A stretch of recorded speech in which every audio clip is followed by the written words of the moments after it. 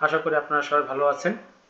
এপ্রিলের বেতন ব্যাংকে কবে যাবে ইএমআই সেল আজকে জানিয়েছে। প্রিয় শিক্ষক মণ্ডলী, চলুন আমরা একটু দেখি। বেসরকারি স্কুল কলেজে কর্মরত এমপিভুক্ত শিক্ষক কর্মচারীদের এপ্রিল মাসের বেতনের কাজ এখনও শেষ করতে পারেনি অর্থ মন্ত্রণালয় আইবাস প্লাস প্লাস শাখা।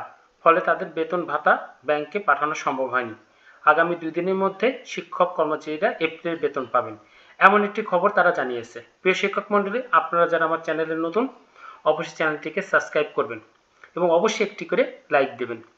প্রিয় শিক্ষক মণ্ডলী, একটা জিনিস মোটামুটি নিশ্চিতভাবে বলা যাচ্ছে, আগামী সোমবার নাগাদ আমরা বেতন এবং উৎসব ভাতা পেয়ে যাব, এমনই বলছে ইএমআই সেল এর প্রধান। বলেছে আইবাস থেকে এখনও এপ্রিল মাসের বেতন, বকেয়া, উৎসব ভাতা দেওয়া কার্যক্রম শেষ করতে পারেনি, সেজন্য আজ ব্যাংকে টাকা পাঠানো সম্ভব হয়নি।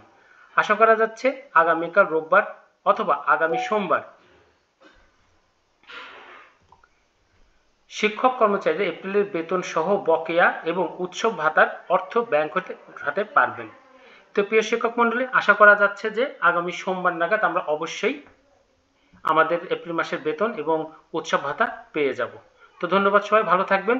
অবশ্যই চ্যানেলটিকে সাবস্ক্রাইব করবেন এবং একটি করে লাইক দিবেন। ধন্যবাদ সবাইকে।